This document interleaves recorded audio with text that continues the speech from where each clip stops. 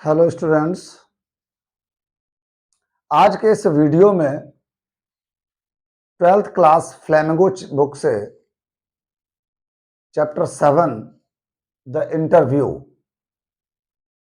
जिसका second part line to line explanation in Hindi you will get today. This chapter is written by Christopher Sylvester. First part का video आप देख चुके हैं, उसका भी लाइन टू लाइन एक्सप्लेन किया गया और उसी सीरीज में आज इंटरव्यू चैप्टर का पार्ट सेकंड डिस्कस करूंगा। सबसे पहले आइए देखते हैं सेकंड पार्ट में इंटरव्यूअर मुकुंद पद्मनाभन है और ये एडिटर हैं द हिंदू न्यूज़पेपर के।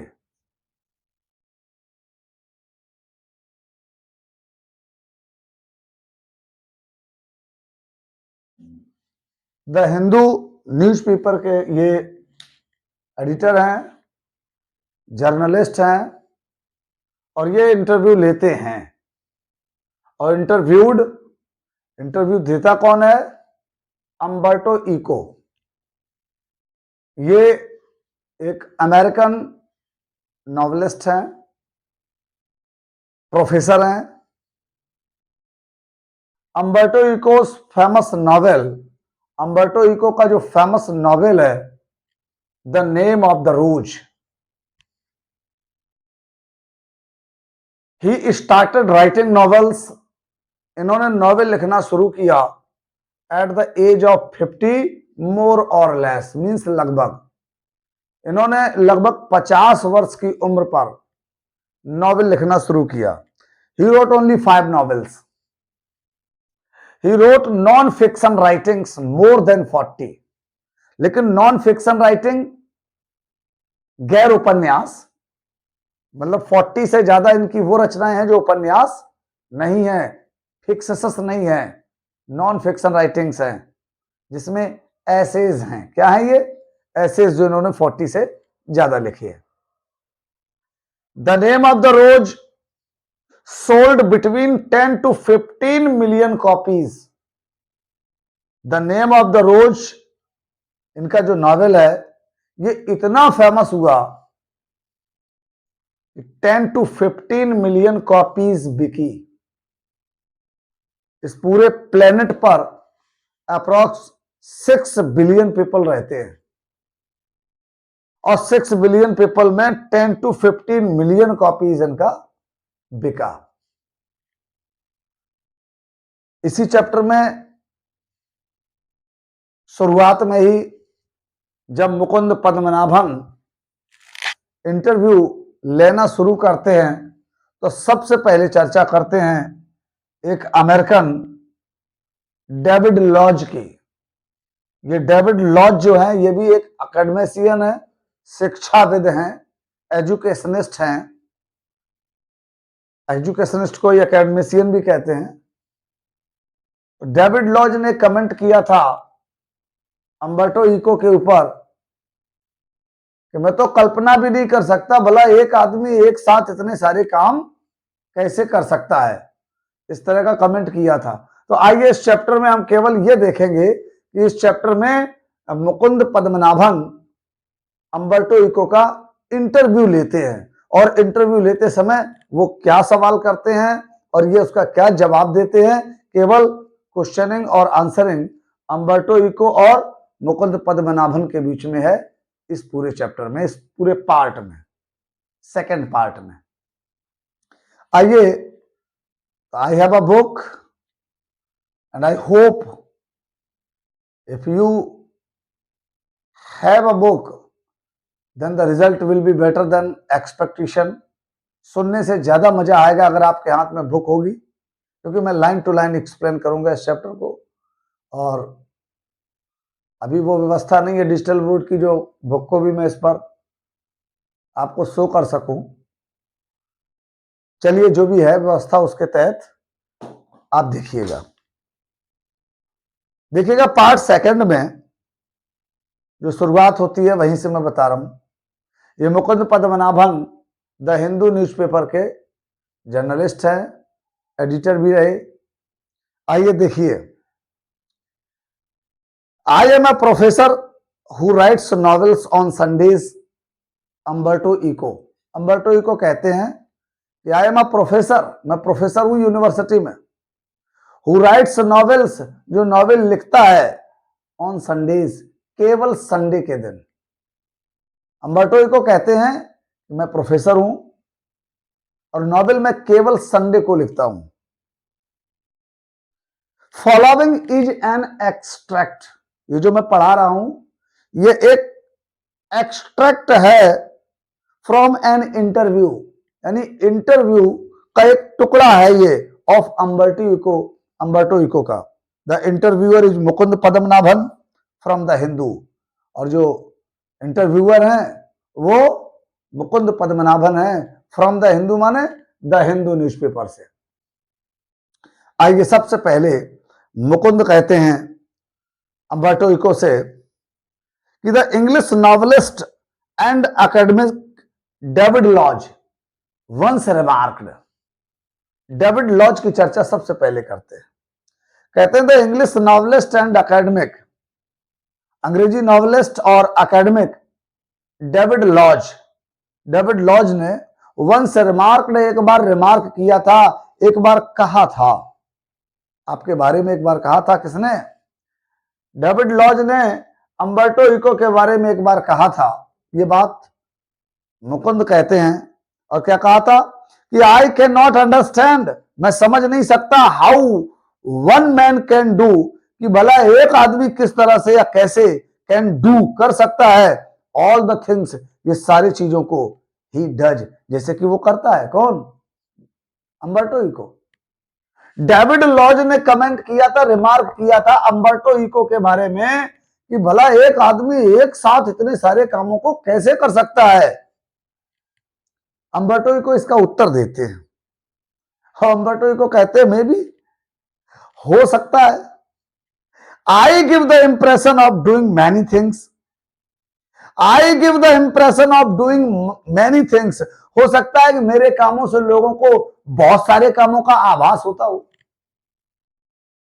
अम्बर्टो इको कहते हैं मैं काम तो एक ही करता हूं, but maybe I give the impression of doing many things, हो सकता है मेरे काम से लोगों को बहुत सारे मैनी वर्क्स का, मैनी थिंग्स का आभास होता हो।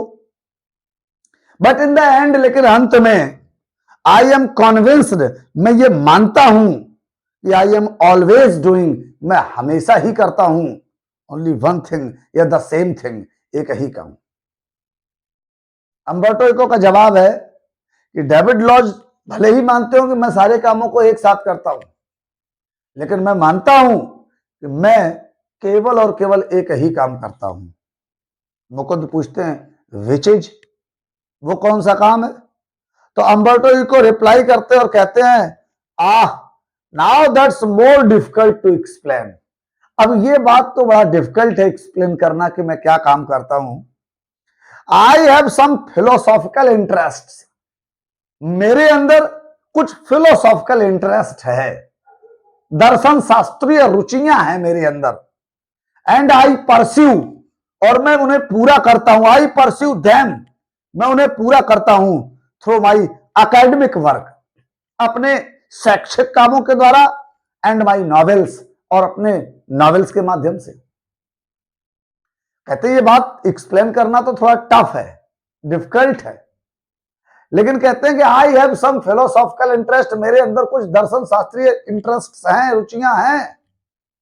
आई परस्यू देम, और उन्हें पूरा करता हूं through academic and my novels, अपने शैक्षिक कार्यों के द्वारा या अपने शैक्षिक कार्यों के माध्यम से अथवा नॉवेल के माध्यम से मैं अपने उन इंटरेस्ट को पूरा कर लेता हूं। इवन माई बुक्स, यहां तक कि जो मेरी बुक्स फॉर चिल्ड्रन, जो मेरी बुक्स हैं बच्चों के लिए, आर अबाउट, ये सारी बुक्स हैं किसके बारे में? नॉन वायलेंस एंड पीस, अहिंसा और शांति के बारे में। यहां तक कि जो मैंने पुस्तकें लिखी हैं बच्चों के बारे में, वो सब पुस्तकें नॉन वायलेंस और पीस के ऊपर हैं। यू सी, आप देखते हैं the same bunch of ethical, आप देखते हैं क्या, सेम बंच ऑफ इथिकल, यानी उसमें जो भी, उन बुक्स में जो भी दिया गया है वो सब इथिकल है, मॉरली मतलब नैतिकता से पूर्ण है, और फिलोसॉफिकल इंटरेस्ट, और उसमें दर्शन शास्त्रीय रुचियां भी दी गई हैं, नैतिक मूल्य भी हैं। इथिकल का मतलब मॉरल वैल्यूज, इथिकल का मतलब मॉरल वैल्यूज है, और फिलोसॉफिकल इंटरेस्ट हैं मेरी उन सारी बुक्स में जो मैंने बच्चों के लिए लिखी हैं। And then I have a secret, लेकिन वो एक बात कहते हैं तो उसमें भी एक राज है, सीक्रेट है। और सीक्रेट क्या है? डिड यू नो, वो कहते हैं कि आप जानते थे कि व्हाट विल हैपन, क्या आप जानते थे व्हाट विल हैपन, क्या होगा, if you eliminate the empty space, अगर आप एलिमिनेट कर दें, आप रिमूव कर दें, आप हटा दें, समाप्त कर दें, एलिमिनेट कर दें एम्प्टी स्पेस, जो खाली स्थान है उसे समाप्त कर दें फ्रॉम द यूनिवर्स, इस ब्रह्मांड से, इस ब्रह्मांड में जो खाली स्थान है अगर आप उसे समाप्त कर दें तो क्या होगा? एलिमिनेट द एम्प्टी स्पेसेस, आप समाप्त कर दें वो खाली स्थान इन ऑल द एटम्स, परमाणुओं के बीच में जो खाली स्थान होता है आप उसे समाप्त कर दें, तो the universe will become as big, तो ये पूरा ब्रह्मांड जो है ना, बिकम माने बन जाएगा, एज बिग इतना बड़ा बनेगा, एज माई फिस्ट कि मेरी मुट्ठी में आ जाएगा। अम्बर्टो इको कहते हैं कि एक राज है, राज की बात, और राज की बात यह है कि आप ये जानते हैं क्या, वो पूछते हैं कि आप जानते हैं कि अगर इस पूरे यूनिवर्स से स्पेस को खत्म कर दिया जाए, एम्प्टी स्पेस को, खाली जगह को समाप्त कर दिया जाए, या परमाणुओं के बीच में जो खाली जगह है उसे एलिमिनेट कर दिया जाए, तो पूरा ब्रह्मांड एक मुट्ठी में समा जाएगा। सिमिलरली, ठीक उसी तरह से we have a lot of empty spaces in our life, वो कहते हैं उसी तरीके से हमारे जीवन में लॉट ऑफ एम्प्टी स्पेसेस, बहुत सारे खाली स्थान हैं। आई कॉल देम इंटरस्टिस, इंटरस्टिस का मतलब होता है गैप, एम्प्टी स्पेस ही कहते हैं उसको भी, अंतराल कह सकते हैं हिंदी में। कहते हैं आई कॉल देम इंटरस्टिस, मैं उसे इंटरस्टिस कहता हूं। Say you are coming over to my place, जैसे एक एग्जाम्पल देते हैं, कहते हैं you are coming over to my place, जैसे आप मेरे घर पर आ रहे हो, और you are in an elevator, और आप लिफ्ट में हो, एलिवेटर में हो, while you are coming up, तो जब आप आ रहे होते हैं, अप माने ऊपर, ऊपर माने उस मंजिल पर जहां मैं रहता हूं, तो आई एम वेटिंग फॉर यू, जहां पर मैं आपका इंतजार कर रहा हूं। ये कितना अच्छा एग्जाम्पल देते हैं।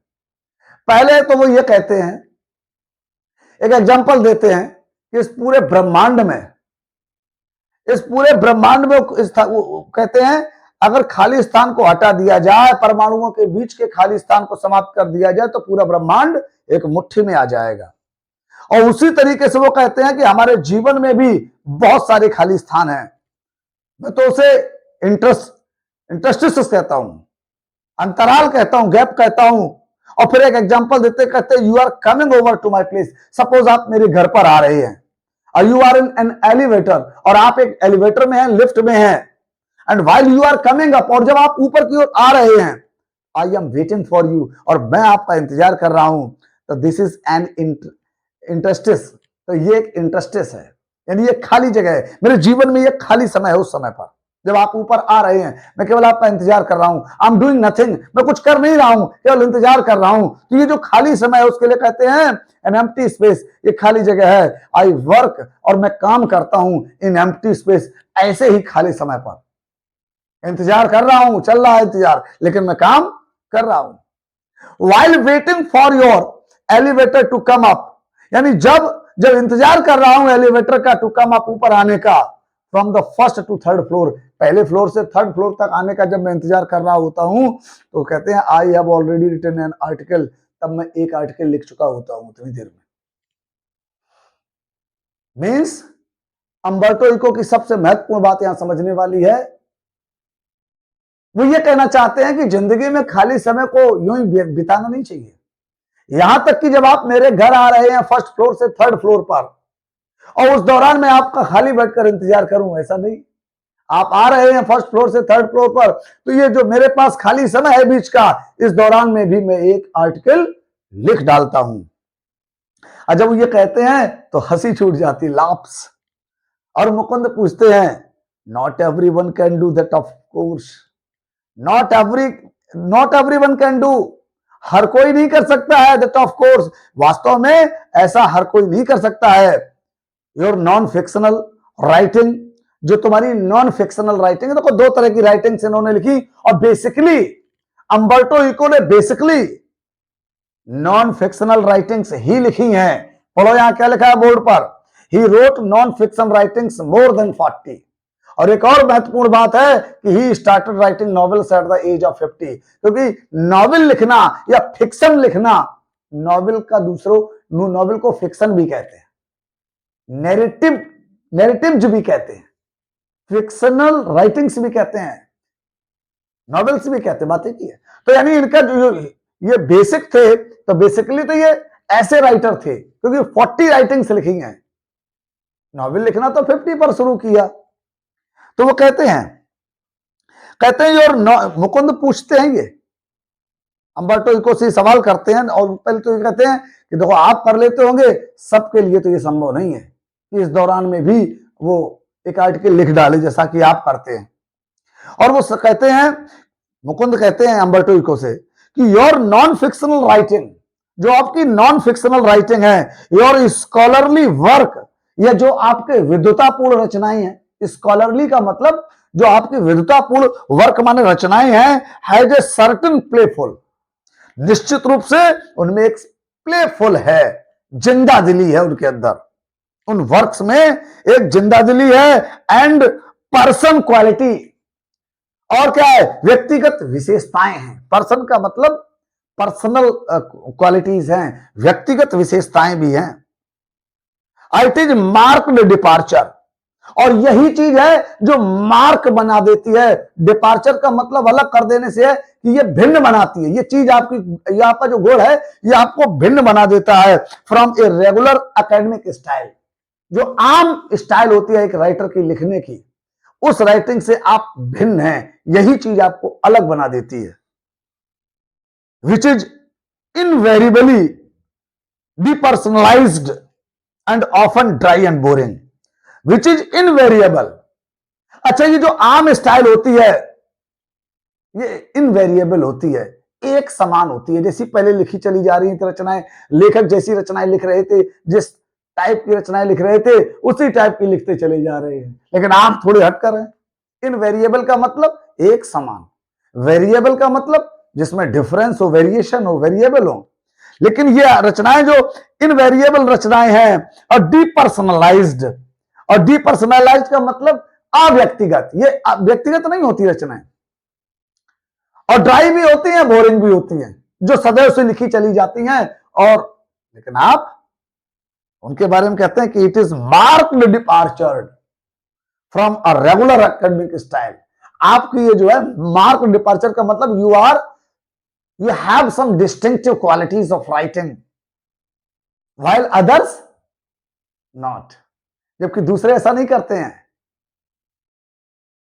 which आगे, have you consciously adopted, क्या आपने जानबूझकर स्वीकार कर लिया है an informal approach, ये अनौपचारिक जो सिद्धांत है लिखने का, ये आपने जानबूझकर अडॉप्ट किया है, और अथवा is it something that just come natural to you, या ये प्राकृतिक रूप से आपके अंदर ये गुण है लिखने का, अलग हटकर राइटिंग्स को लिखने का ये जो गुण है ये प्राकृतिक रूप से आप में है, या इसे जानबूझकर इस सिद्धांत को आपने स्वीकार कर लिया है।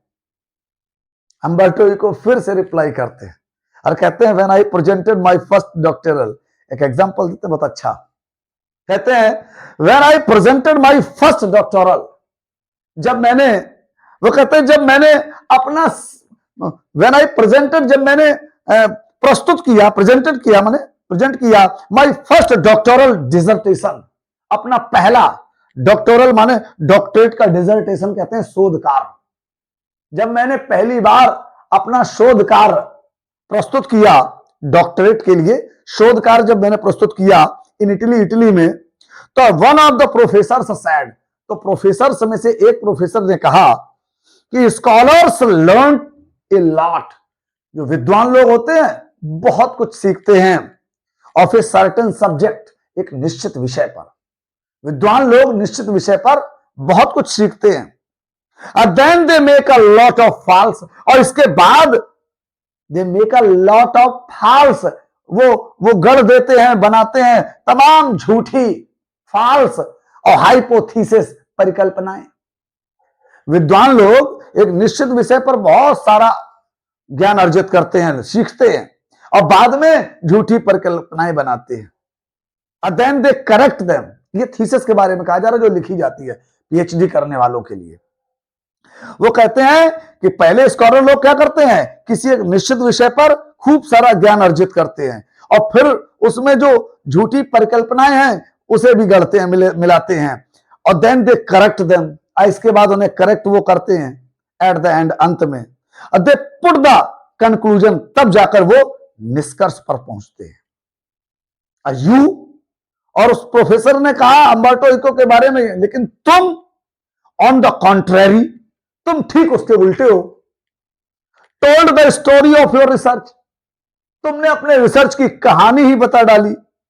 इवन इंक्लूडिंग योर ट्रायल्स, यहां तक कि अपनी कोशिशों को भी बता डाला, एंड एरर्स, और अपनी गलतियों को भी बता डाला।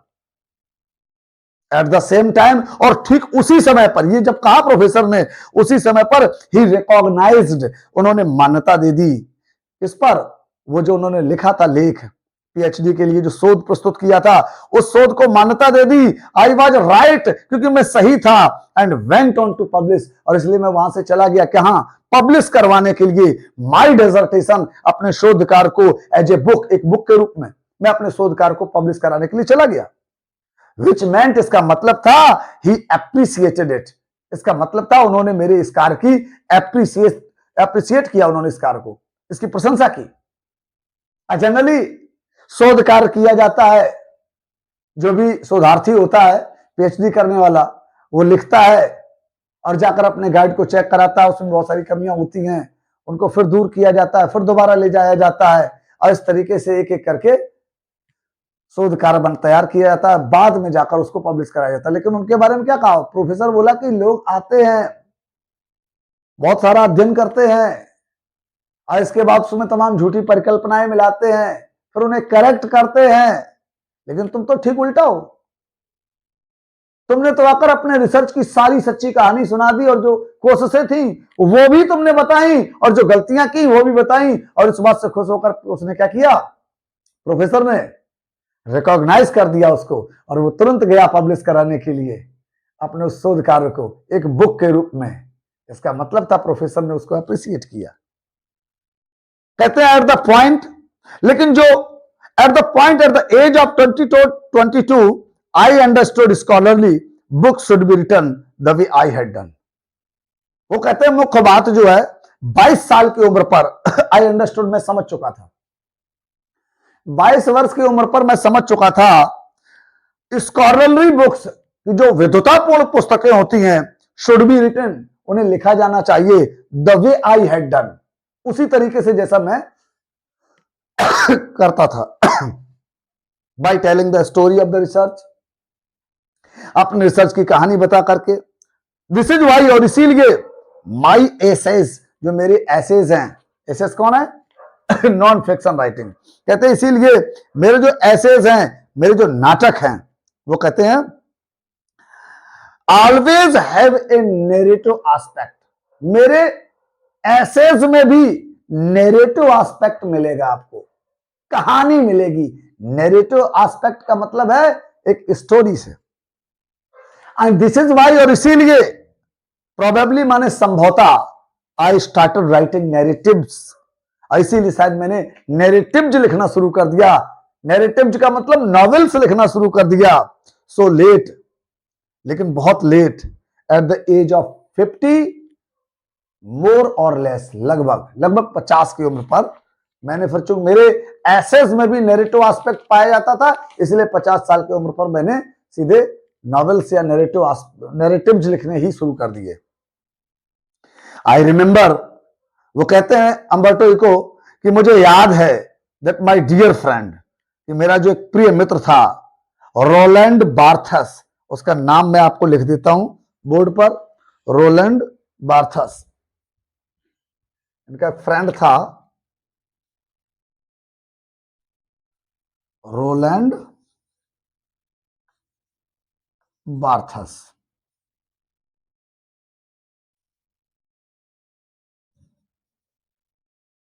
अम्बर्टो इकोस फ्रेंड, जिसके बारे में उन्होंने इस चैप्टर में डिस्कस किया है। आइए देखिए, कहते हैं आई रिमेंबर, मुझे याद है that my dear friend Roland Barthes was always frustrated, वो हमेशा परेशान रहता था, that he was an essayist, क्योंकि वो एक एसेस्ट था, नॉन फिक्शन राइटिंग लिखता था, एंड नॉट ए नॉवलिस्ट, एक नॉवलिस्ट नहीं था, ही वांटेड टू डू, लेकिन वो करना चाहता था क्रिएटिव राइटिंग्स, रचनात्मक रचनाओं को लिखना चाहता था, वन डे, एक दिन, मतलब उसकी एक इच्छा थी कि वो भी एक ना एक दिन नॉवेल्स लिखेगा, ये उसकी इच्छा थी। लिखता क्या था? लिखता था केवल ऐसे इसको, इच्छा थी कि एक दिन ऐसा भी आएगा जब मैं नॉवेल्स लिखूंगा।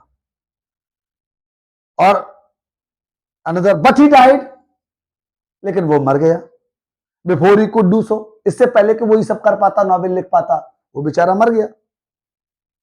आई never felt this kind of frustration, Umberto Eco कहते हैं मैं इस तरह की फ्रस्ट्रेशन कभी नहीं पालता, ऐसी फ्रस्ट्रेशन मैं कभी महसूस नहीं करता।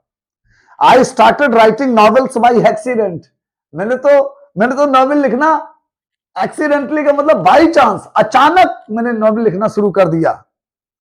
आई हैड नथिंग टू डू, करने के लिए मेरे पास कुछ नहीं था, वन डे का मतलब किसी भी दिन, एंड सो इसलिए आई स्टार्टेड, मैंने शुरू कर दिया, मतलब मेरी ऐसी कोई उम्मीद ही नहीं थी, कोई तमन्ना ही नहीं थी कि मैं किसी दिन नॉवेल लिखूंगा, मैं तो अचानक लिख डाला। सो आई स्टार्ट, इसलिए मैं शुरू कर दिया मैंने लिखना। नॉवेल्स प्रोबेबली सेटिस्फाइड, और जो नॉवेल्स थे हैं, नॉवेल्स प्रोबेबली माने संभवतः, सेटिस्फाइड माने संतुष्ट करते हैं या पूरा कर देते हैं माई टेस्ट फॉर नरेशन, मेरा जो अभिव्यक्ति का, जो मेरा अभिव्यक्ति के प्रति मेरी जो रुचि है, उसको पूरा करने का काम कौन करता है? शायद ये नॉवेल। अब मुकुंद एक सवाल फिर करते हैं, टॉकिंग अबाउट नॉवेल्स, अब मुकुंद नॉवेल्स के बारे में बात करते हैं।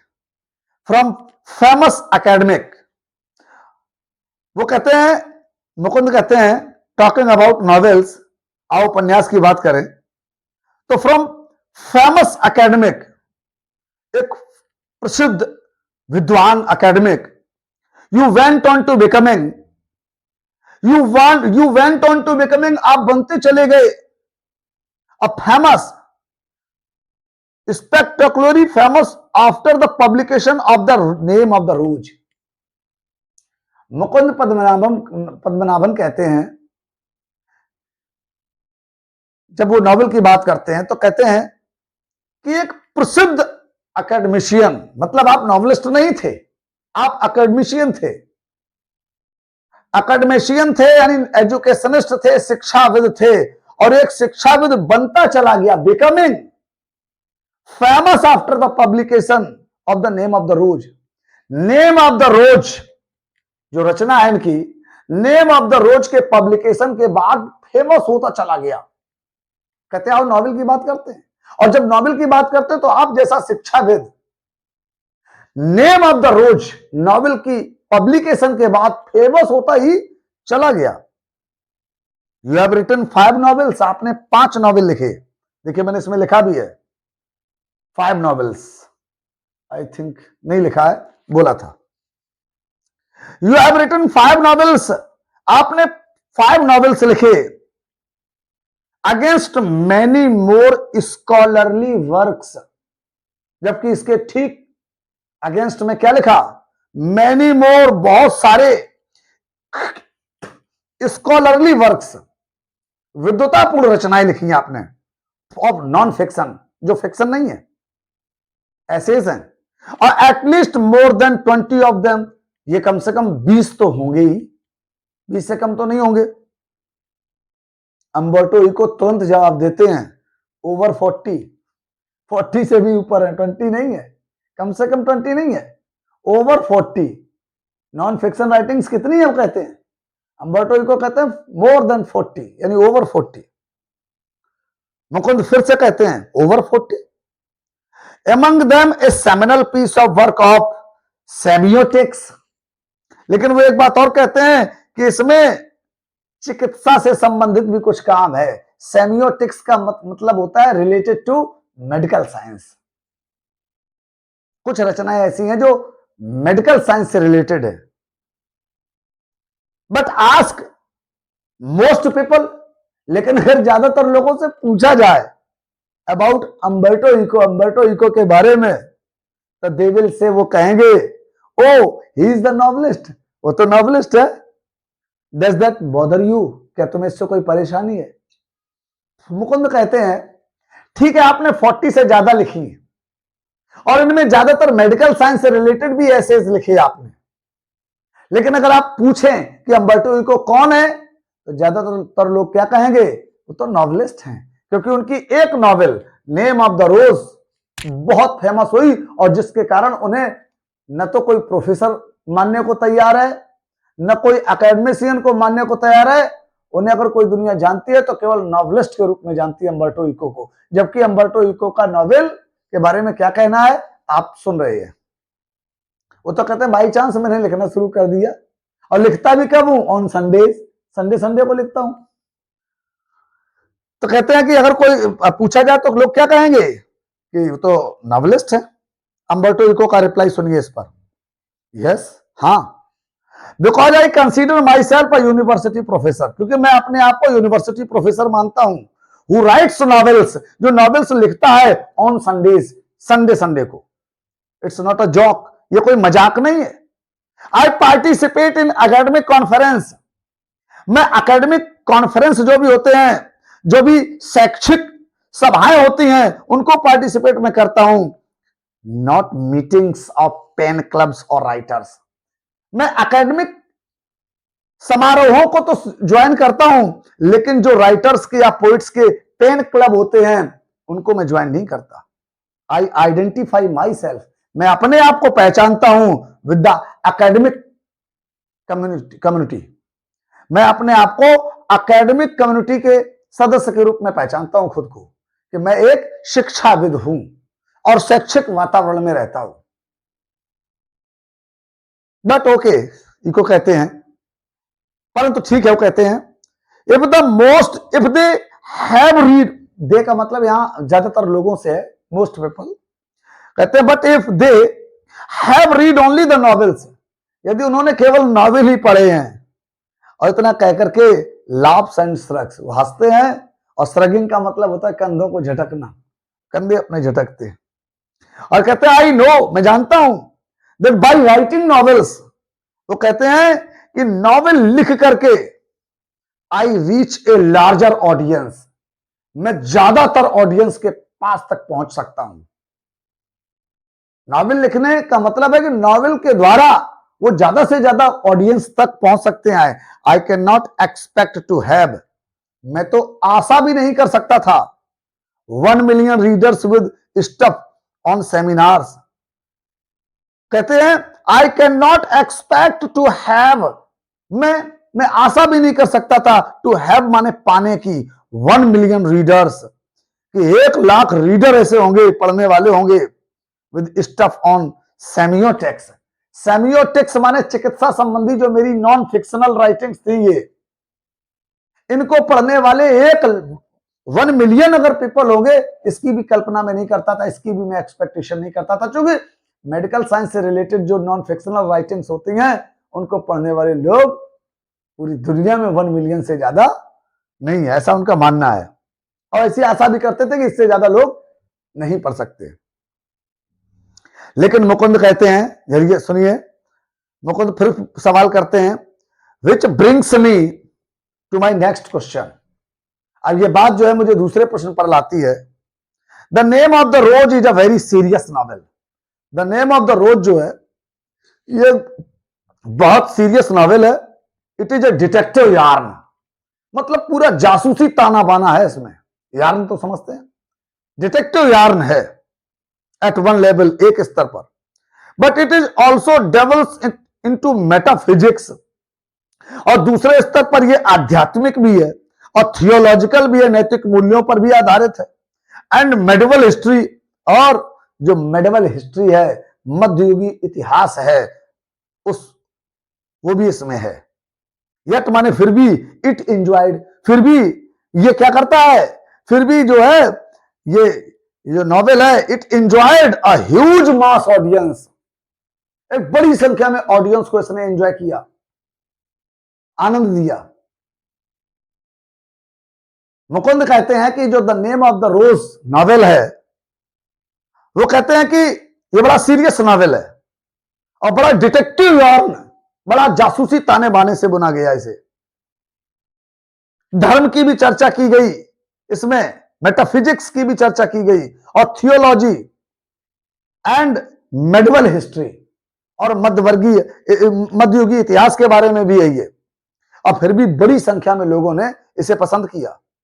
Were you puzzled at all by this? क्या आप इस बात से विचलित हैं? क्या आप इस बात से परेशान हैं? अम्बर्टो इको कहते हैं, नो, मैं विचलित नहीं हूं। कहते जर्नलिस्ट्स आर पजल्ड, मैं पजल नहीं होता, पत्रकार लोग पजल होते हैं। एंड समटाइम्स पब्लिशर्स, और कभी कभी तो पब्लिशर, प्रकाशक लोग भी पजल्ड हो जाते हैं। एंड दिस इज बिकॉज, और ऐसा इसलिए क्योंकि जर्नलिस्ट एंड पब्लिशर बिलीव, क्योंकि जो जर्नलिस्ट हैं, जो पत्रकार हैं, और जो पब्लिशर, प्रकाशक हैं, ये विश्वास करते हैं दैट पीपल लाइक ट्रैश। क्यों? क्योंकि ये विश्वास करते हैं कि जो लोग हैं वो पसंद करते हैं, पीपल लाइक, लोग पसंद करते हैं ट्रैश, निरर्थक वार्ता को। पत्रकारों का और पब्लिशर्स का मानना है कि लोग अनावश्यक चीजों को भी पसंद करते हैं, and don't like difficult reading experience. और जो डिफिकल्ट रीडिंग एक्सपीरियंस है, जो कठिन, जो मुश्किल साहित्य है, शायद उसे पसंद नहीं करते लोग। ऐसा पब्लिशर और जर्नलिस्ट का मानना है। कंसीडर, कहते हैं विचार करो, there are 6 billion people in this planet. 6 billion planet लोग हैं इस प्लेनेट पर, अर्थ पर। और the name of the rose sold between 10 to 15 million copies, और the name of the rose की जो प्रतियां थी लगभग 10 to 15 मिलियन बिक गई। सो इन अ वे, अगर इस तरह से देखा जाए तो I reached only a small percentage of readers. इसका मतलब मैं बहुत स्मॉल परसेंटेज तक पहुंचा रीडर्स के।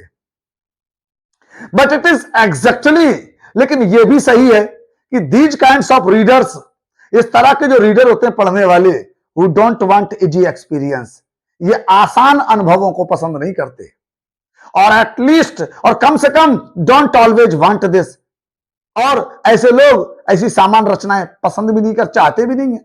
आई माई सेल्फ, वो कहते हैं मैं स्वयं भी, एट 9 PM आफ्टर डिनर, यानी रात को 10 बजे डिनर करने के बाद में खुद वॉच टेलीविजन, टेलीविजन देखता हूं, वांट टू सी, और देखना चाहता हूं आइदर मियामी वॉइस, ये प्रोग्राम का नाम है मियामी वॉइस, और इमरजेंसी रूम, और emergency room. I enjoy it, और मैं इसे पसंद करता हूं। आई नीड इट, मैं इसे चाहता हूं, बट नॉट ऑल डे, लेकिन पूरे दिन नहीं, केवल आफ्टर 9 PM या after dinner at 9 PM I watch television only for watching 2 programmes. The name of the programmes are emergency room और मियामी वॉइस। मैं उन दोनों प्रोग्राम्स के नेम लिख देता हूं यहां बोर्ड पर, जिसे वो टेलीविजन पर आफ्टर डिनर देखते हैं।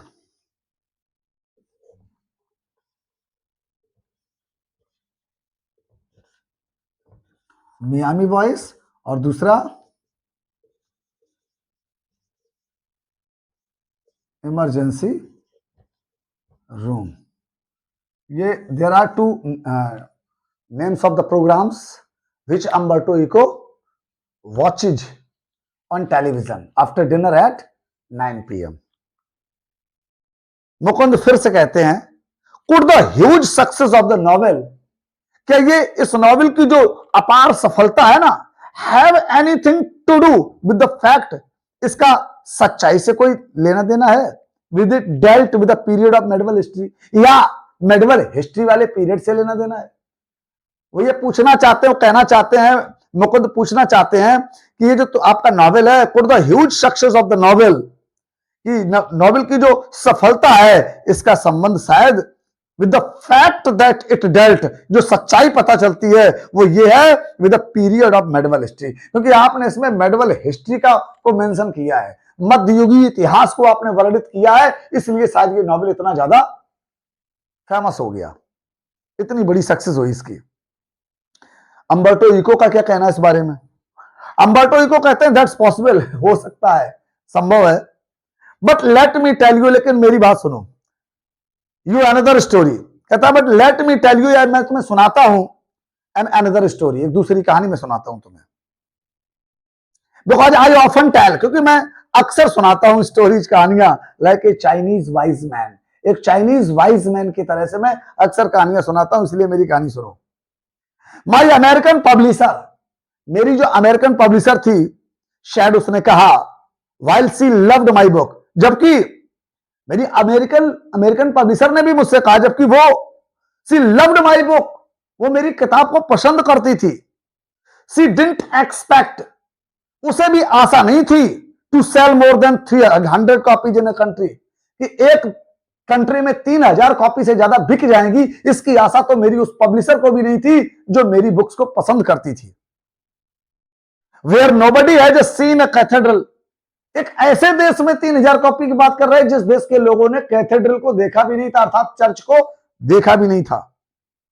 स्टडीज लैटिन, और ना लैटिन का अध्ययन किया था, so I was given an advance, और इसलिए मुझे मिल गया, एडवांस मिल गया, ऑर्डर मिल गया एडवांस का, फॉर 300 कॉपीज, 300 कॉपीज का एडवांस मिल गया मुझे, बट इन द एंड, लेकिन अंत में, इट सोल्ड 2 और 3 million in the US, 3000 copy का ऑर्डर मिला था एडवांस में, लेकिन केवल यूएस में, यूनाइटेड स्टेट्स ऑफ अमेरिका में केवल 2 से 3 मिलियन कॉपी सेल हो गई। A lot of books have been written about the medieval past, और वो कहते हैं कि एक किताब थोड़ी, lot of books have been written, बहुत सारी किताबें लिखी गई about the medieval past, अतीत के उस मध्य युग के बारे में, बिफोर माइन, मुझसे पहले लोगों ने लिखी। आई थिंक, मैं सोचता हूं, the success of the book is a mystery, कि इस किताब की जो सफलता है ये एक मिस्ट्री है, एक रहस्य है। नोबडी कैन प्रेडिक्ट इट, अच्छा इसके बारे में कोई भी प्रेडिक्ट नहीं कर सकता है, कोई भविष्यवाणी नहीं कर सकता है। आई थिंक, मैं तो ये सोचता हूं कि if I had written the name of the rose, कहता मैं मानता हूं कि यदि मैंने लिखा होता the name of the rose को 10 years अर्लियर, 10 साल पहले लिखा होता, और 10 years लेटर या 10 साल बाद लिखा होता, तो it wouldn't have been the same, तो शायद ऐसी स्थितियां न होती, अर्थात इसे इतनी सफलता नहीं मिलती। वो कहते हैं कि यदि यही novel the name of the rose मैंने 10 साल पहले लिखा होता या 10 साल में बाद लिखता, तो शायद ये इतना फेमस नहीं होता। वाई? क्योंकि लिखा है it worked at the time, क्योंकि ये रचना ऐसे समय पर लिखी गई, इज ए मिस्ट्री, मतलब जिस समय पर लिखी गई ये यही एक रहस्य है इसका, मतलब this writing was written at the correct time when the people needed it. The timing of the publishing of the book was important, therefore this book became so famous beyond expectations. शायद इस रचना को लिखने का जो time था वो बहुत accurate था।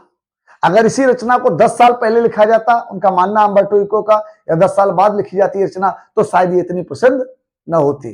Timing was correct when people needed it, जब लोगों को इसकी आवश्यकता थी उसी समय पर इसे लिखा गया। Students, second part of the interview I have discussed with you. और एक नई बात,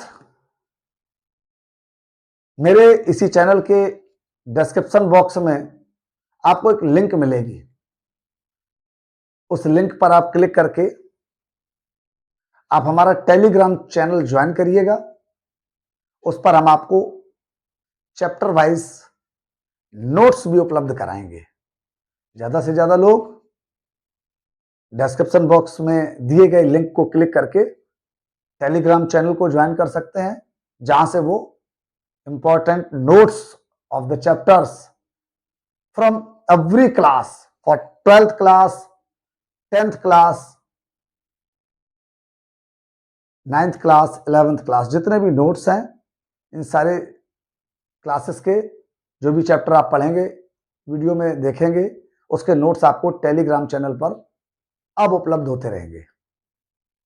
और इसी के साथ जय हिंद।